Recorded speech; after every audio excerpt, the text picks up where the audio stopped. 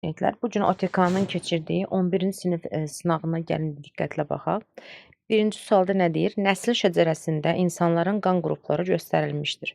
Rəqəmlərlə işarə olunmuş hansı insanın qan qrupunun genotipini dəqiq təyin etmək olmaz? Genotip nədir? Daxili əlamətlərin cəmi genotip adlanır. 4-cü qan qrupu ilə 2-ci qan qrupu atan ananın çarpazlaşmasını göstərmişdir. Demək, burada 4-cü ananı AB və atanı isə 3-cü qan qrupu olaraq BB və yaxud da B0 götürsək nə baş verər? Bu zaman burada AB 4-cü qan qrupu alınacaq, amma 2-ci qan qrupunu almaq üçün isə burada mütləq ki 0 antigeni olmalıdır. Ona görə də BB antigeni yox, B0 biz götürməliyik. Çünki burada 3-cü qan qrupu olaraq B0 alınmışdır.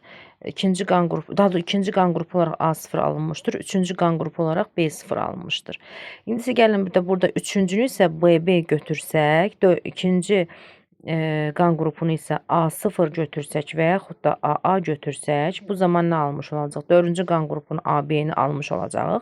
İkinci qan qrupu isə A0 almış olacaq. O zaman bu deməkdir ki, burada biz 0 antigeni mütləq olmalıdır. Amma bizim burada təyin edə bilmədiyimiz 4-cü olacaq ki, 4-ün genotipini homogen də ola bilər, heterogen də ola bilər. Ona görə onun genotipi fərqli yanaşmalardan olmalıdır. Düzgün cavab Y variantıdır. Əməllərin bir nüvəli quyruq hüceyrəsində sitogeniz başlandığı anda xromosomların sayı 96 vermişdir. Əvvəlcə deyək ki, bir nüvəli quyruq hüceyrəsi deyirsə, bu somatik hüceyrədir. Sitogeniz isə sitoplazmanın bölünməsi deməkdir. Bu da demək ki, telofaza mərhələsində baş verir. Telofazada xromosomlar olur 2N, 2C. Əgər 2N-imiz 96-dırsa, N-imiz eləyir 48. İnterfazanın sonunda xromatidlərin sayını deyirsə, o zaman olacaq 4C. Ona görə də 4-ü də vuracam 48-ə, eləyəcək 192. Xəstəlik X-dır. Xəstəliyə aid olan qrup uşaq infeksiyasıdır. Bakteriyada törədicisidir. Avtomatik olaraq biz burada nələri çıxmış oluruq? Sutsiya virusdur, poliomielit onurğanın hərəkət yolları zədələnir. Həmçinin bakteriya və sinir virus mənşəlidir. Qızılca virusdur. Qalır vərəmlə skarlatina. Bizə də uşaq infeksiyası dediyinə görə skarlatinanı götürmüş oluruq ki, burun udulağın infeksiyalarına aiddir. Vərəm isə hər bir şəxsdə olur, ağciyərlərdə olan vərəm çöpləridir. 4-cülü quruluş haqqında düzgün fikir istəyir bizdə. 3-cülü quruluşa malik bir neçə zülal zəncirinin birləşməsi hesabına yaranır. Elə bu fikir düzgündür. B-də deyir ki, ikincili quruluşa malik. Xeyr, ikincili heç vaxt 4-cü əmələ gətirə bilməz. Onun üçün bu variant səhvdir. Bütün zülallar çox xarakterlidir. Xeyr, 4-cü quruluş yalnız hemoqlobindədir. D-də deyir, ilkin quruluşa malik. Xeyr, birincili quruluş birbaşa 4-cü quruluş yarada bilməz. Yalnız amin turşu qalığı da deyil. Düzgün cavab burada özü ilə A variantıdır. Şerşevski-Terna sindromu insanın baş beyin yarımkürələri qamuğunun müəyyən hissəsində 4400 cinsi xromosom olarsa, həmin hissədə olan aksonların sayını hesablayın. Bu məsələdə diqqət yetirəcəyimiz məqam var. Əvvəlcə deyək ki, akson nədir? Akson sinir sisteminin uzun çıxıntısıdır. Akson yalnız neyronlara malikdir. Daha doğrusu neyronlar yalnız aksonlara malikdir. Və bizdə istənilən anda sinir hüceyrələrinin sayını verirsə, biz nəyi qeyd etməliyik? Bilirik ki, bir neyrona 10 peyk hüceyrəsi düşür. Ona görə də biz burada toplam olaraq sinir hüceyrəsini, gəlin 11-i burada xüsusi olaraq qeyd edək. Bu bizim olsun bir yaddaşımız. Xəstəlik haqqında məlumat verər. Şerşevski-Terner 23-cü xromosomda Y xromosomun düşməyidir. Yəni burada yalnız, belə deyək də, cinsiyyət xromosomun düşməyi nəticəsində yaranır. Burada yalnız tək X xromosomu olduğuna görə bu xəstəlikdə, bu xromosomda yalnız qadınlar doğulur. Və ona görə də biz burada 44 plus X yazsaq somatik hüceyrəsini, çünki bu baş beyin yarımkürələri deyir. Ona görə də biz burada 4400-ü bölsək 11-ə, çünki mən bayaq qeyd etdim axı, bir neyrona 10 peyk hüceyrəsi düşür. O da eləyir 4000. Ona görə burada düzgün cavabımız Y-dir. Bizdən də elə aksonları istəyirsə, dediyim kimi, yalnız neyronları götürmüş oluruq. Peyk hüceyrələrini götürmürük. AB0 sistemində hansı qan qrupuna malik insanların qan plazması antitelini daşıyır? Demək, birinci qan qrupu necə yazılırdır? Birinci qan qrupu 00 yazılırdı. Burada həm A var, həm B var. İkinci qan qrupu necə yazılırdır? A0 yazılırdı. Burada yalnız B var. Üçüncü qan qrupu necə yazılır? B0 yazılır və yaxud da BB yazılır. Burada A var. Dördüncü qan qrupu isə AB yazılır. Burada 0 var. Ona görə də bizdə burada nə istəyir? Bizdən burada istəyir ki, malik insanların qan plazması anti-A görünmür. Anti-A antitelini daşıyar. Hə, A-nı istəyirsə deyən bizdə yalnız 1-dən 3-ü götürmüş oluruq. Düzgün cavab burada C variantıdır.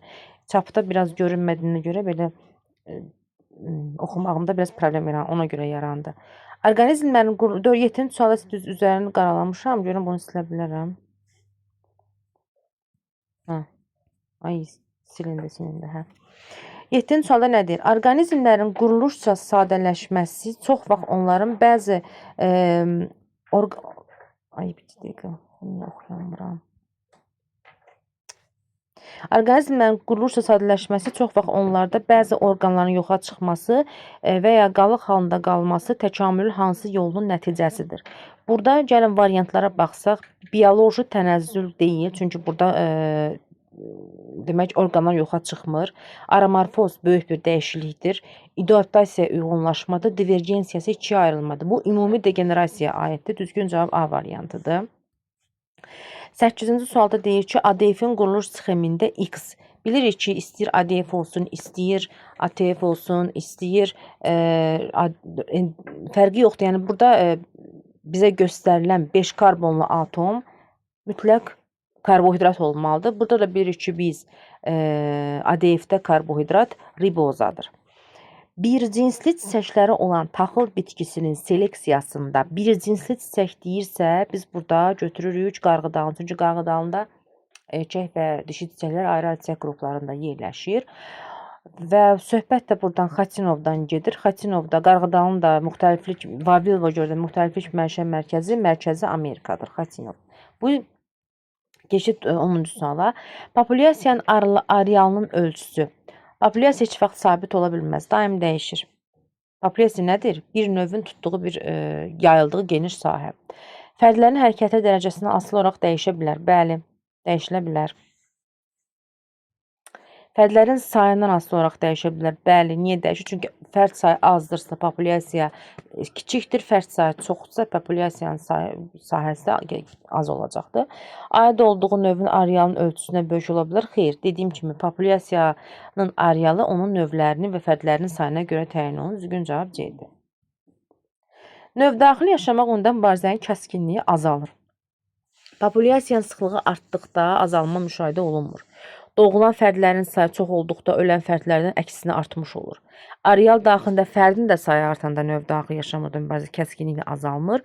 Qida çatışmazlığına da burada təsir göstərmir. Yalnız burada fərdlərin bir-birlərinə qarşılıqlı yardım və əməkdaşlığı zamanı baş verə bilər ki, burada artıq yaşama onda zəifləməyə başlayır ki, buna bir-birlərinə təsir göstərmiş olurlar. Yəni, düzgün cavab B variantıdır. Antropomorfoz nədir? Yəni, bu insana aid bir dəyişiklikdən söhbət gedir. Baxan kimi biz burada cavab burada bizi özünə cəlb edir. Çünki bu demək ki, yəni, yalnız insana məxsus deyil.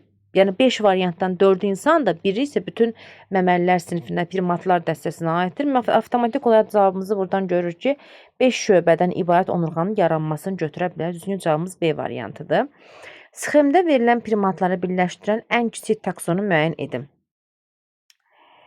Hippondur, orangutandır, gorillar, şimpanze görürük ki, bunlar növ olaraqdır. Yəni, bunlar nəyə birləşibdir? Primatlar dəstəsinə birləşibdir. Ən kiçik taksona deyirsə, növ, cins, dəstə gəlir burada.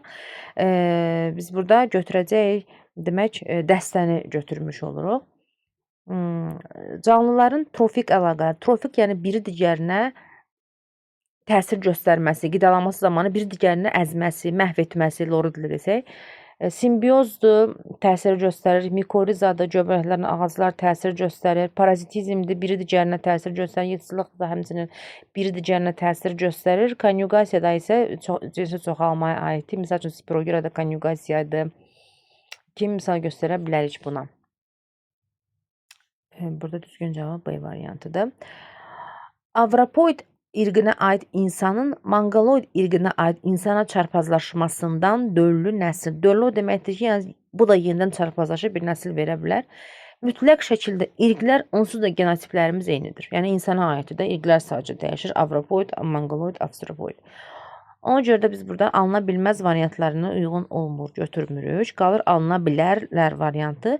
Çünki onlar eyni növə malikdir. Bəli. Morfoloji xüsusiyyət eyni ola bilməz, çünki onların görünüşü fərqlidir. Plazmatik membran yenilənməsində Holgi kompleksi iştirak edir. Düzgün cavab budur. Canlıların öyrənilməsinin şəklində göstərilən səviyyəsinin struktur funksional vahidi.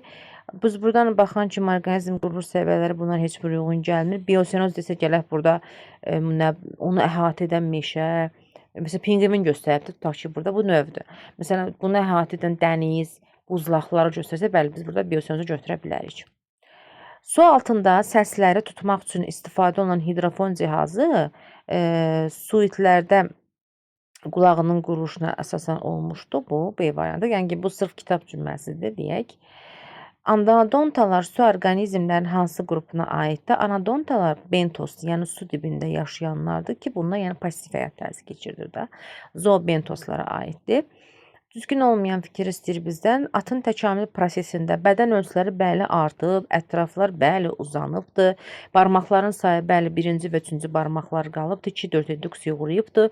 Onurğa sürü möhkəmlənmişdir. Bəli, qırışlı diş deyil, qabarıq diş qırışlı dişlərə çevrilmişdir. Ona görə düzgün cavab Y variantıdır. Atın görünüşünü də gözümüzün qarşısına gəlsə, biz bunu dəqiqlə əmin ola bilərik. Genomonu modifikasiya olunmuş orqanizmlərin alınmasında adətən istifadə olunmayan metod. Mən düşünürəm bu bitkidən söhbət gedir. Bitkidə görürəmsə, bitkilərdə sürü maylanma aparılmır. Bu heyvanlara məxsusdur. Biz burada götürürük A variantı. 100 qram yağın oksidaşmasından ayrılan enerji 100 qram karbohidratın oksidaşmasından ayrılan enerjidən 2 kilojoule çoxdur. 100 qram yağ deyirsə, gəlin belə deyək də, 1 qram yağın oksidaşmasına nə qədər enerji ayrılır? Oy, dəqiqə. 38,9 kilojoule. Bəs nə qədər karbohidrata nə qədər alınır? Üzr istəyirəm, fikrim dağıldı. 17,6. Eləməlidir, səhv etmirəmsə burada 21, bu da elədi 30. 21,3 kilojoule-dur. Burada da biz bunu vururuq 1,1-ə, eləyir 21,30 düzgün cavabımız. Hüceyrə divarına malikdir. Hüceyrə divarı nələrdə olur? Yalnız bitkilərdə olur və göbələklərdə olur. Gəlin biz burada düzgün cavab. Avtomatik olaraq biz buradan heyvan olanlara çıxmalıyıq. Çünki leishmaniya bir hüceyrələr yarım aləminin aid heyvan növüdür. Salmonella bakteriyadır, plevrokoq bakteriyadır. İnvizor tərifdə bir hüceyrələr yarım aləminin demək ki, invizorlar tipinə aiddir.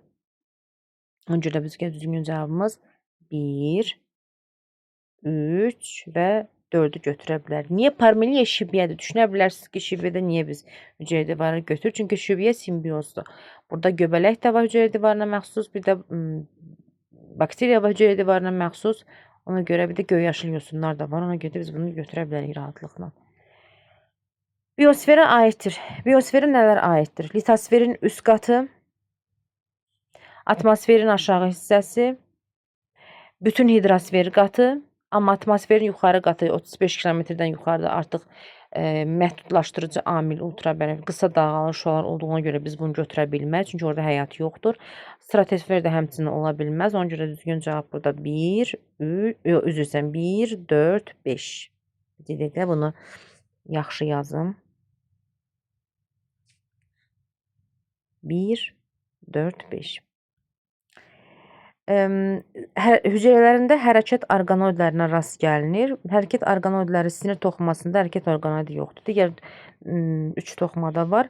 Mexaniki toxuma bitkilərə aiddir. İstəsəz ki, fərqi nədir ki, hüceyrələrin dəyərini müəyyənləşdirir, amma mexaniki toxuma ölü hüceyrədən təşkil olunduğuna görə orada heç bir orqanoid rast gələ bilmərik. 2, 3, 4. 8 blastomerli ruşeym, 64 blastomerli ruşeym əmələ gətirilmişdir. Bu prosesdə uzundan bölünmənin sayını, uzundan bölünməyə məruz qalan blastamirin sayını. Deyək ki, biz uzundan bölünməyə məruz qalan blastamirin sayını tapa bilərik. Amma uzundan bölünmənin sayını tapmaq üçün avtomatik biz birindən başlamalıyıq. 1, 2, 4, 6, 8, 16, 32, 64. Bunlar ilkisi uzunudur. En uzun, en uzun. Ay, bu da necə yerləşdirək? Uzun. Demək, bizdən də bu hissəni soruşmur. 8-dən daha qoyun biraz səliqəli çəkim. Çox görüntünü çox pis çəkdim. Nəzərə alaq ki, mən də hal-hazırda əlimlə işləyirəm burada. Yəni qələm deyil məndə.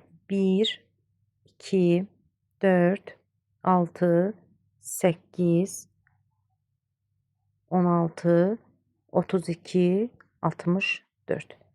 En uzun, uzun. Eninə, uzununa. Eninə, uzununa.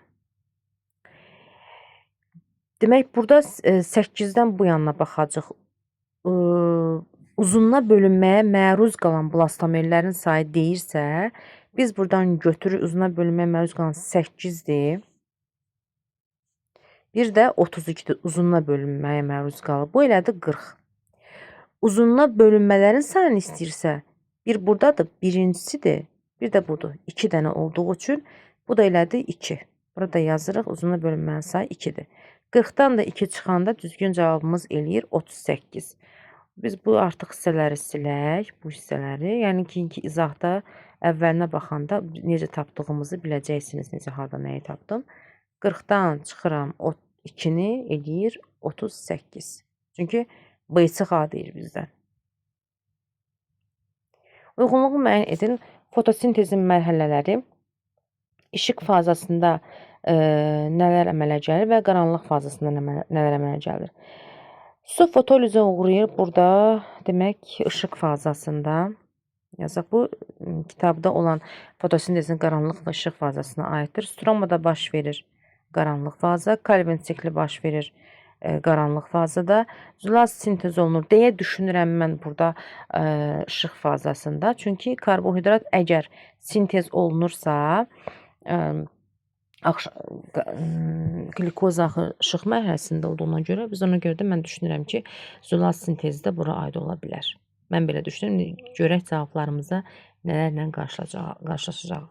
A, D, B, C-yi aiddir.